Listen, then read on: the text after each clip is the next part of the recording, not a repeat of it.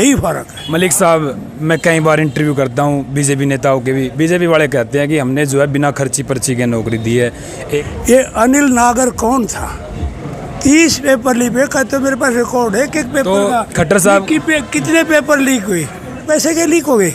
लेकिन खट्टर साहब कहते थे कि भी अगर जो कोई धांधली करता पकड़ा गया, ऐसा करता पकड़ा गया, उसकी सारी संपत्ति जब्त करेंगे। लेकिन संपत्ति जब्त है, बताओ, पूछा आपने कभी उनसे? बिल्कुल मलिक साहब, आपको ज्ञान तो होगा, पूछा जी किस किस की जब्त हुई? आपने एक घोटाला किया और आप सभी ने पता भी है कि अभी ईडी का जो छापेमारी हुई है 334 करोड़ रुपए की गुड़गांव और दिल्ली में जो संपत्ति कुर्क हुई है, इसका काफी चलाया जा रहा है। हुड्डा साहब ने तो चरा तो हरियाणा में और दूध दिया रोहतक में, इसके पीछे की क्या कहानी है? क्योंकि कह रहे हैं कि कुछ लोग मानते हैं कि हरियाणा में हुड्डा साहब ने रोहतक में विकास किया और डिस्ट्रिक्ट कहाँ चली गई थी? खट्टर साहब के भेजे हुए या इसके मोहनलाल बटोली के भेजे हुए नहीं किया है। तो सरकार कह रही है सबका साथ सबका विकास, इसमें तो क्या? हाँ, इसका ये बात सही है भाई। एक ही बात सुन, एक सवाल हो रहा है। अभी लोकसभा के चुनाव में मोदी साहब ने यहाँ पे रैली की आपके, तो वो कह रहे थे कि भी अगर कांग्रेस को वोट दोगे ना तो पाकिस्तान को वोट जाएगा। है मोदी ने दंगा करवाया था गोधरा का, सरफराज बचाने, यहाँ दंगा कराया जाट नॉन जाट का, दिया क्या? ये खरबोपति कहाँ गया काला धन है? पूछा आपने कभी मोदी से जो काला धन का इतना है कहाँ? मोदी जी तो जवाब देते ही नहीं है, एक भी आपने कॉन्फ्रेंस। यार मेरे में क्यों ले मोदी? चलो अब मैं आपकी विधानसभा में आता हूँ, गोहाना विधानसभा में। कुछ लोग कहेंगे मलिक साहब ने अपने 5 साल जो ये कार्यकाल थे इनमें कुछ काम नहीं करवाया, ऐसा कुछ लगता है आपको भी? लगेगा कि आपने कि हमने काम नहीं करवा पाई? इतना लंबा राजनीति दौर है, अब मतलब ऐसी नहीं थी कि भाई चलो थकावट हो गया, चलो मैं इसको चलो छोड़ देता हूँ। इतना जुनून अब भी मतलब जिसको बहम हो ना वो मेरे साथ आ जाएगा। के बाद काफ़ी लोगों ने तो दिल्ली चक्कर लगाए हैं टिकट के लिए, लेकिन आप भी गए हो कहीं ना कहीं, आपने भी कुछ कह रहे हैं कि भी पैसों में टिकट बंटता है, ऐसी बात हो रही है। तो मलिक साहब भी गए हैं दिल्ली में, हुड्डा साहब से चर्चा की, राहुल गांधी से रिक्वेस्ट। नमस्कार दोस्तों, एक बार फिर आपका स्वागत करता हूं एनडी हरियाणा पर। फिलहाल एक ऐसी शख्सियत खड़ी है हमारे पास में जिसको कह सकते हैं कि एक मजबूत चेहरा और एक कांग्रेस की जान। हमारे साथ आज जगबीर मलिक है जो कि गोहाना से लगभग ये कह सकता हूँ कि भाई राजनीति का इतना ज़बरदस्त दौर रहा, विधायक पे विधायक, विधायक पे विधायक, एक बार बंसीलाल की पार्टी से और एक बार जो है कई बार जो है कांग्रेस पार्टी से। तो मलिक साहब अब की बार का चुनाव काफ़ी दिलचस्प है क्योंकि एक तरफ बीजेपी है और एक तरफ कांग्रेस है, फिलहाल फाइट दोनों में है। और अब की विधानसभा पूरे हरियाणा में फेमस हो चुकी है क्योंकि रोहतक से हारने के बाद डॉक्टर रविंद्र शर्मा अब यहाँ पर मैदान में उतरे हैं और एक आप भी इस मैदान में उतरे हैं। और मैं एक इंटरव्यू कर रहा था अभी आपके इस हलके में, लोगों से पूछ रहा था कि जगबीर मलिक का कैसा कार्यकाल रहा। बोले जगबीर मलिक पर ऐसा एक दाग नहीं लगा सकता कोई, एक बहुत बड़ी बात है। तो जगबीर मलिक से बात करने से पहले मैं एक बार स्वागत कर लेता हूं और बधाई देता हूं कि टिकट जो इनकी कंफर्म हो गया। जगबीर मलिक जी, आपका बहुत बहुत स्वागत है और आपको बधाई भी हमारे चैनल की तरफ से। धन्यवाद, आपके एनडी चैनल का बहुत बहुत धन्यवाद। आज आपने टाइम दिया, हमारे लिए टाइम निकाला। मलिक साहब, अब की बार का चुनाव किस तरीके से देखते हैं? क्योंकि अब टिकट जो है 31 कैंडिडेट घोषित हुए हैं और ऐसे इतने दौरों की बात चली, राहुल गांधी के साथ में, हुड्डा साहब के साथ में, और कई बार तो ऐसी बात चला है कि जो हरियाणा में हुड्डा साहब ही टिकट डिक्लेयर करते हैं, लेकिन ऐसा अटका लगा, ऐसा पेंच भिड़ा कि कहीं ना कहीं एक मुसीबत खड़ी हुई, लेकिन उसके बाद हल निकला। क्या समझते हैं अब की बार का जो टिकट का बांटने का दौर था, हुड्डा साहब का था या फिर हाईकमान का, कांग्रेस का था? देखिए, नंबर 1 तो ये इलेक्शन जो है कांग्रेस वर्सेस बीजेपी नहीं है, ये इलेक्शन बीजेपी वर्सेस जनता है। ये इलेक्शन जनता लड़ रही है क्योंकि जनता ने 10 साल में जो कष्ट सहे हैं, जो तकलीफ़ें सही है, चाहे वो बेरोज़गारी की बात हो, युवाओं ने इस देश से ही पलायन कर दिया। इस बेरोज़गारी हरियाणा में सबसे ज़्यादा है और गंभीर समस्या है ये, पैदा भी बीजेपी ने कर रखी है। दूसरा भ्रष्टाचार है, कोई ऐसा काम नहीं, कोई ऐसा प्रोजेक्ट नहीं जिसमें भ्रष्टाचार ना हो। एक काम आप जो है ना, राशन कार्ड बनवाओ, जब भ्रष्टाचार आप फैमिली वो बनवाओ आईडी, जब भ्रष्टाचार, प्रॉपर्टी आईडी बनाओ जब भ्रष्टाचार, आप अपनी किसान फसल को पोर्टल पर डाले जब भ्रष्टाचार, मतलब कोई ऐसा काम ही तो नहीं। इस भ्रष्टाचार से लोगों के नाक में दम आ गया। और सबसे बड़ी समस्या महंगाई, जो इन्हें इलेक्ट्रल बॉन्ड लिए थे ना, जो बड़े बड़े धनाढ्यों से, और उनकी वजह से आज महंगाई है, उन इलेक्ट्रल बॉन्ड की वजह से। चौथा जो है, आम आदमी, जान है तो जहान है। आम आदमी की ज़िंदगी सुरक्षित नहीं, लाइफ सुरक्षित नहीं। रोज़ाना की रोज़ाना मर्डर, डकैती, किडनैपिंग, बलात्कार। इस हरियाणा को तो ऐसा बना दिया जैसे मर्डर ये चीज़ कोई चीज़ ही ना हो। तो ये लोग दुखी हैं। और दूसरी समस्याएं बहुत है, हर डिपार्टमेंट की समस्या है, लेकिन मेनली ये 5-7 चीज़ें जो मेन है रोज़ाना हर एक पब्लिक के, सब इससे दुखी है, पीछा छुटाना चाहते हैं। ये इलेक्शन जनता लड़ रही है। कांग्रेस पार्टी का 10 साल का जो शासन था हुड्डा साहब का, जिसमें हर उसका विकास हुआ। आदमी चाहे वो दुकानदार हो, चाहे किसान हो, चाहे मजदूर हो, चाहे कर्मचारी हो, चाहे व्यापारी हो, सारे वर्ग हुड्डा साहब के उसमें सब सुखी थे, और इसमें सब दुखी है। यही फ़र्क है। मलिक साहब, मैं कई बार इंटरव्यू करता हूँ बीजेपी नेताओं के भी। बीजेपी वाले कहते हैं कि हमने जो है बिना खर्ची पर्ची के नौकरी दी है, एक पैसा लगना दिया, गरीब का बच्चा भी नौकरी लगाया। जब कांग्रेस थी तो कहीं ना कहीं उसमें भ्रष्ट होता था, पैसे चलते थे। इसको लेकर के क्या कहोगे? इसमें काफ़ी मुद्दे उठाए जा रहे हैं आम लोगों के द्वारा। मैं उन लोगों से एक सवाल करता हूँ, ये अनिल नागर कौन था? करोड़ों रुपए जिसके दफ्तर में पकड़े जाते हैं, वहाँ पर एक ऑडियो आती है, 5 करोड़ रुपए वहाँ पहुँचा दो इस दफ्तर के व्यक्ति के पास। ये क्या है? ये बिना खर्ची पर्ची का है। जो एसएस बोर्ड में जब यहाँ जो है आरक्षण का मुद्दा चला हुआ, वो दफ्तर जब सब कुछ बंद था छुट्टी वाले दिन, वो एसएस बोर्ड का दफ्तर किस लिए खुला था? किन पर मुकदमा दर्ज हुआ? एफआईआर दर्ज मुकदमे उन पर होते हैं। ये हाई कोर्ट सारी भर्तियों को रद्द करता है। क्या वो सही? हाई कोर्ट गलत है या भर्तियाँ गलत है? फैसला कौन करेगा? ये कहते ना भर्ती रद्द करवा देते। भाई सही सिलेक्शन होता, हाई कोर्ट को कोई दुश्मनी थोड़ा है सरकार से, इन बच्चों से दुश्मनी थोड़ा है। वो खर्ची पर्ची वाला उनको एडजस्ट करने के चक्कर में किस नौकरी का भाव तय नहीं था। हर नौकरी का भाव बीजेपी सरकार में तय था, लेने वाले भी तय थे, सारी सिस्टम था। और ये खर्ची पर्ची की बात करते हैं, ये तो लोगों को गुमराह करते। 4 डी ग्रुप की भर्ती करके, ये क्लास 1 और क्लास 2 ये भर्तियों का घपला करके कितने पेपर लीक हुए? 30 पेपर लीक हुए। कहते मेरे पास रिकॉर्ड है कि पेपर तो का खट्टर साहब कितने पेपर लीक हुए? क्या उसमें पैसे नहीं चले? पेपर जब लीक हुए बगैर पैसे के लीक हो गए। लेकिन खट्टर साहब कहते थे कि भी अगर जो कोई धांधली करता पकड़ा गया, ऐसा करता पकड़ा गया, उसकी सारी संपत्ति जब्त करेंगे। लेकिन किसकी हुई? किसकी संपत्ति जब्त हुई बताओ? खट्टर साहब कहते हैं किसकी जब्त हुई? ये तो केस दर्ज हुए लोगों पर, एफआईआर हुई है, नगद रुपये पकड़े गए, कई लाख रुपए, करोड़ रुपए पकड़े गए। किसका संपत्ति जब्त हुई बताओ? पूछा आपने कभी उनसे? बिल्कुल मलिक साहब, आपको ज्ञान तो होगा, पूछा जी किस की जब्त हुई? पूछना चाहिए था। वो कह रहे हैं कि हमारी इसमें सरकार में हो ही नहीं, ऐसी बात हो ही नहीं है। ऐसी बात हो ही नहीं हमारी। नहीं, अनिल नागर किसकी सरकार में था? अनिल नागर का पता है आपने? जब आप ये सवाल करते हो, अनिल नागर का तो पता होगा ना। कौन था? पैसे पकड़े गए अभी कह रहे हैं। कौन था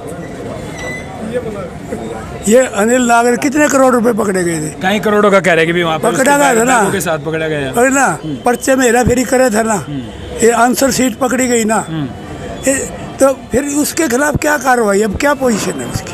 ये तो बिल्कुल आपने सही बात कही है, उनके खिलाफ भी कार्रवाई। देखो समानता होनी चाहिए उसके हिसाब से। आपने यही पता लगा HKRN में भी पैसा चलता है। HKRN में जो डेली वेजेस का 600 रुपये दिहाड़ी पे नौकरी है, इसमें भी 1.5-2 लाख रुपए लेते हैं। कहाँ HKRN वाले थे, आए हुए थे वो MD पकड़ेगा ये रही HKRN का, इनको हटा दिया, ये एच के आर इनको हटा दिया, 1.5 लाख रुपए लेगा और भर्ती कर देते। ये एच के आर कहाँ गए बाकी? तो ये तो सामने खड़ा है भाई, उदाहरण है। इनको हटा मेडिकल कॉलेज से और नकली भर्ती कर दे, उन्हें पैसे लेके ठेकेदार ने भर्ती हो, एच के आर में सारे। मलिक साहब चुनाव जीत, हाँ मैं करूँगा आपका इंटरव्यू, और ये इंटरव्यू काफ़ी आपका देखेंगे भी, हर घर में इंटरव्यू चलेगा। अच्छा एक बात बताओ, अभी कांग्रेस तो है, ये कह रहे कि भाई हरियाणा में कांग्रेस की लहर चल रही है, लेकिन बीजेपी वाले कहीं ना कहीं बात चला रहे हैं सोशल मीडिया पे कि हुड्डा साहब ने एक घोटाला किया, और आप सभी ने पता भी है कि अभी ईडी का जो छापेमारी हुई है 334 करोड़ रुपए की गुड़गांव और दिल्ली में जो संपत्ति को हुई है, इसका काफ़ी चलाया जा रहा है। आप ये बताइए, जब इलेक्शन आता है ना, छोकर के खिलाफ बीट दी, रावदान सिंह के खिलाफ बीट दी, सुरेंद्र पवार के, ये 10 साल तक कहाँ थे? 10 साल तक कहाँ थे? और जब ये सारे कांग्रेस में हो जाते हैं, ये साफ हो गए। मतलब आपने पता कि छोकर साहब का नाम रिया समालखा विधानसभा से है। हाँ। ऐसा है, पता नहीं कितने लोग हैं, किस किस का नाम गिनाऊं? ये बीजेपी की जो धंधे कर रहे हैं, ये बीजेपी में शामिल हो गए हैं, तो वो सारे दूध के दोहे हो गए, उनका कोई दोष नहीं रहा।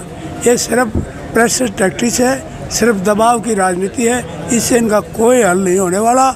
यदि न करना था तो पहले कर लेते, पता लगता। अब तो लोग समझ चुके हैं, अब ये सिर्फ घबराए हुए हैं, ये हार मान चुके हैं, इनके घुटने टिक गए हैं, और ये 10 से नीचे रहने वाले हैं, इनकी सीट नहीं आती। और इनको ये भी डर है, कहते इनके खिलाफ, जिसको आप कहते हो ना, मुझे पता है किस ढंग से करोड़ों रुपए कहाँ किसके।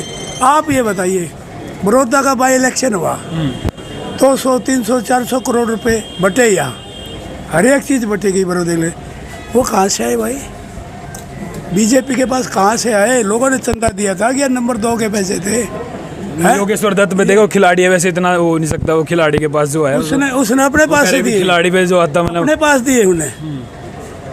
ये सारी सरकारी पैसे है। और ये बताओ, किसी अधिकारी से, एक भी किसी आदमी से वर्कर ने चंदा दिया हो? ये कहते सारे देश में हर जिले में कमल का दफ्तर बना दिया, बीजेपी का दफ्तर बड़ा भारी दफ्तर बना दिया, कहते हैं ना, हर जिले में देश के में। किसी आपने कोई मिला है जो कार्यकर्ता या इनका वर्कर जो कहे हमने चंदा दिया था और चंदे से बनाया?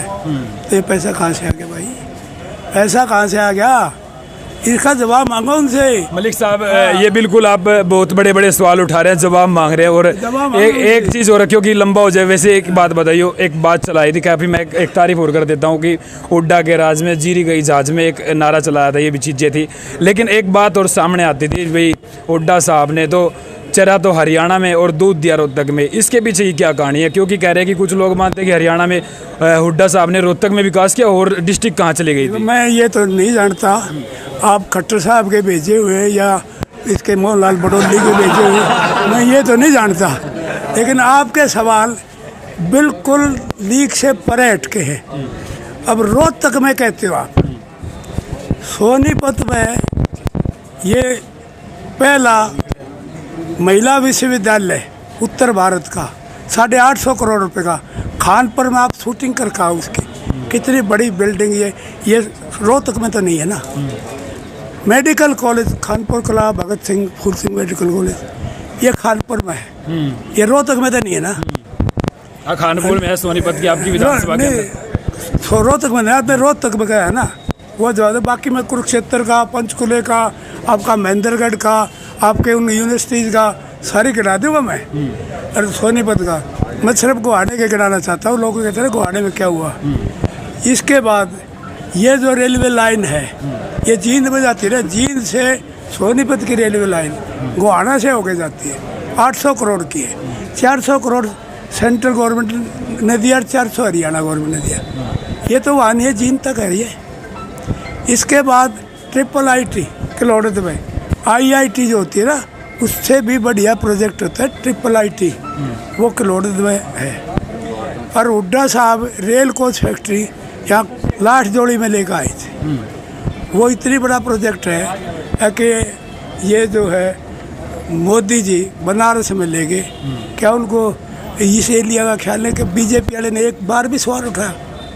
ये अरविंद शर्मा जब यहाँ थे, इस एरिया का सवाल उठाया, यहाँ से MP रहे, उन्हें सवाल उठाए भाई ये रेलवे कोच फैक्ट्री यहाँ से ना उठाई जाए। उनका फर्ज बनता था, जिस एरिया ने उनको MP बनाया था एक बार, तो वहाँ का नुकसान करके हरियाणा से बाहर ले जाए। उठाया सवाल उन्होंने। इसके बाद आप काफी सवाल उठाते हैं, आपको सारे सुनोगे। विकास कैसे हुआ है? ये पानीपत का ओवरब्रिज ये बनाया, ये किसका बनाया हुआ है? ये सारे कुरुक्षेत्र में कितने प्रोजेक्ट हैं? तो ये हर मतलब जिले के प्रोजेक्ट हैं। तो सबका साथ समान विकास किया है। तो वो सरकार कह रही है सबका साथ सबका विकास, इसमें तो क्या? हाँ, इसका ये बात सही है भाई। एक ही बात सुन लो, और रिकॉर्ड है ये मेरे पास। मैंने विधानसभा में खट्टर साहब से इससे पिछला जो सेशन था उसमें सवाल किया था। आप सबका समान विकास, सबका विकास, सबका साथ, समान विकास की बात करते, एक ऐसा प्रोजेक्ट बता दो जो 2 करोड़ रुपए का हो, और वो जिसका नींव भी आपने रखी और फीता भी आपने काटा हो। नींव रखा जिसका फीता काटा, एक कमरा तक नहीं बनाया इसमें। ये मोई का स्कूल और का संडी के स्कूल में कमरा नहीं है। बच्चे ना सर्दी में ना गर्मी में बाहर बैठते। मैं 20 सवाल उठा के भर लिया, इन्हें ये तक नहीं किया। इस सरकार से उम्मीद करते हो हैं खर्चे? समान विकास ये होता है? समान विकास जवाब नहीं दे पाए खट्टर साहब। मलिक साहब आपके यहाँ पर समान बिल्कुल आपने बिल्कुल सही बात कही है। मलिक साहब एक सवाल हो रहा है। अभी लोकसभा के चुनाव में मोदी साहब ने यहाँ पे रैली की आपके, तो वो कह रहे थे कि भी अगर कांग्रेस को वोट दोगे ना तो पाकिस्तान को वोट जाएगा। इन्होंने देश को बर्बाद करने का ठेका ले रखा है। जात पात और धर्म की लड़ाई, और ये छोड़ रखे चैनलों वाले। अब पाकिस्तान का, इसका हिंदू मुस्लिम का मुद्दा उठाओ आप, चैनलों वाले छोड़ रखे ये सिर्फ इस बात का उधर। आप ये बताइए, मोदी ये कहता है पाकिस्तान का है, मोदी ने दंगा करवाया था गोधरा का, सिर्फ रात बचाने। यहाँ दंगा कराया जाट नॉन जाट का, दिया क्या? ये आपस में लड़ा दिए, भाई लड़ा दिए, भाईचारा खराब कर दिया। मार आप पी गए सारा, मार तो आप खा गए सारा है। जितना कमाई थी जो सारा सौदा, उनके अरबोपति खरबोपति कहाँ गया? काला धन है। पूछा आपने कभी मोदी से जो काला धन का इतना है कहाँ गया? मोदी जी तो जवाब देते ही नहीं है। एक भी आपने कॉन्फ्रेंस यार मेरे में क्यों ले मोदी? चलो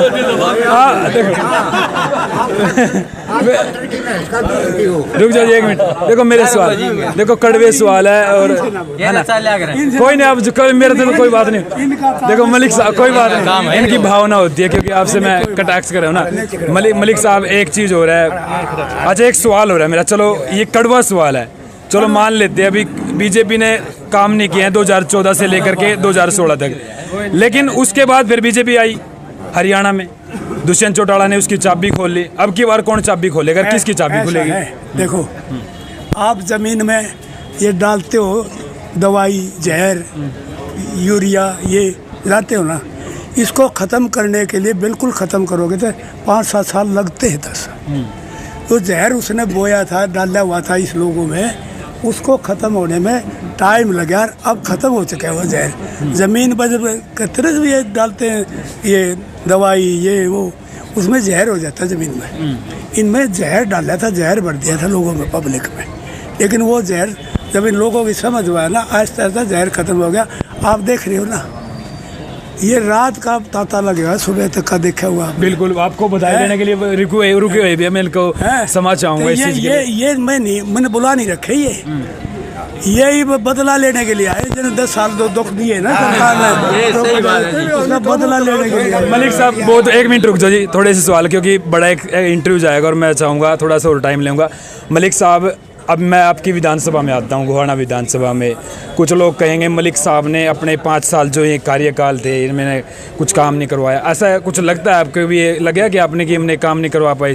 वो तो मेडिकल कॉलेज यूनिवर्सिटी ये मेरे हल्के में है, ये काम नहीं है क्या?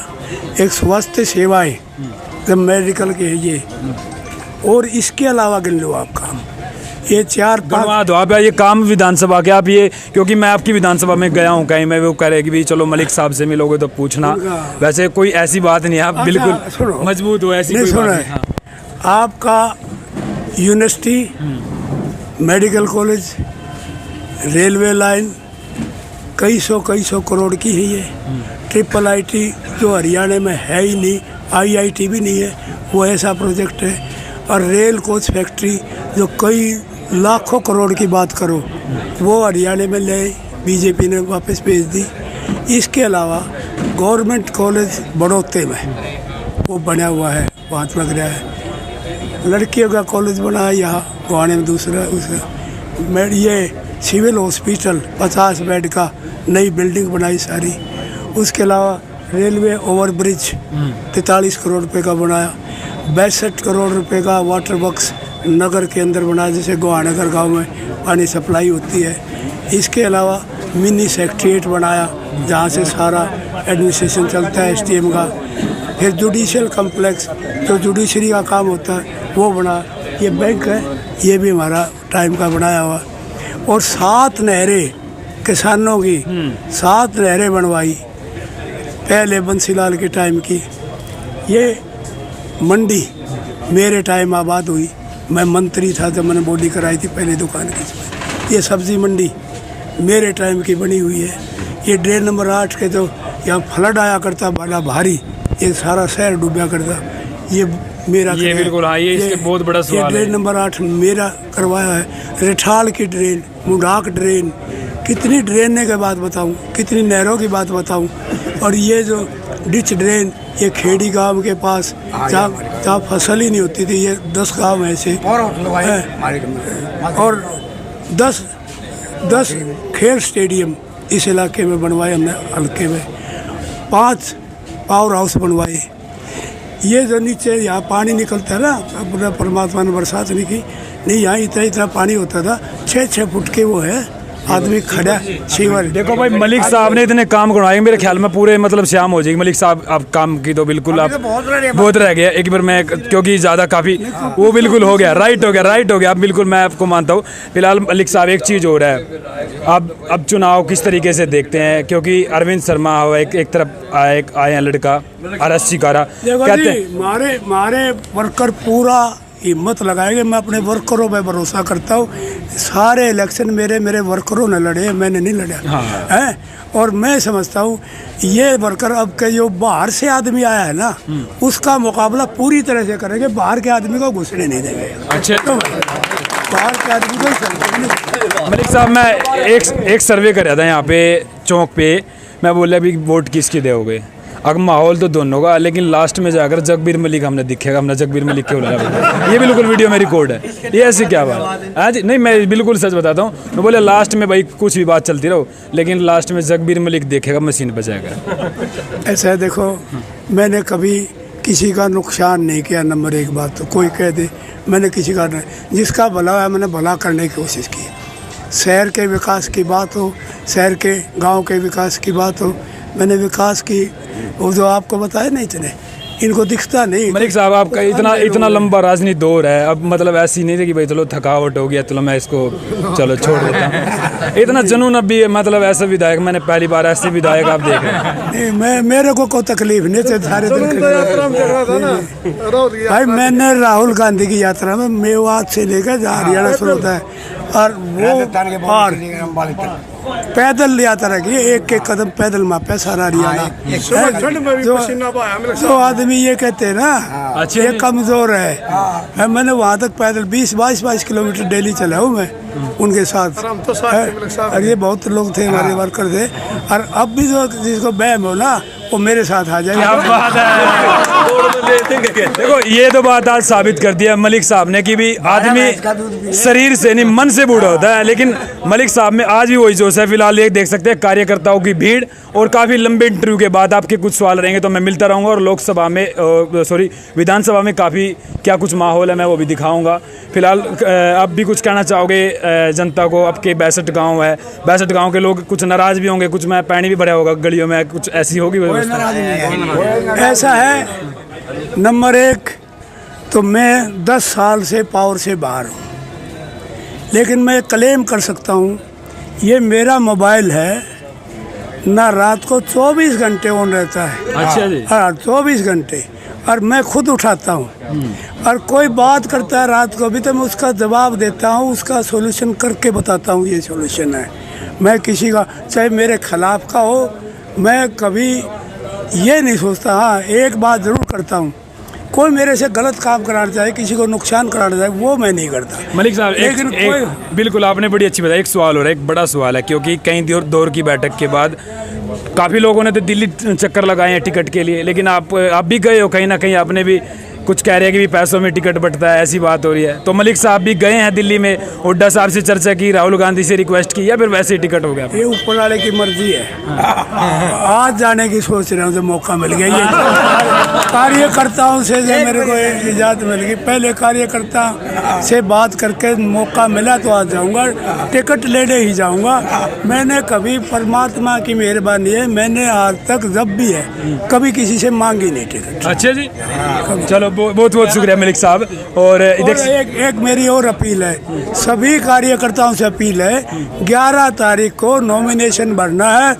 9 बजे यहाँ पर जो है इस एरिया के गोहाना शहर का जो एरिया है, यहाँ हवन होगा दफ्तर का, और बाकी एरिया जो आगे वाला है वो उसमें नॉमिनेशन में अपनी पूरी तैयारी के साथ जुलूस के साथ चलेंगे। क्या बात है भाई। चलो बहुत बहुत शुक्रिया मलिक साहब का टाइम देने के लिए।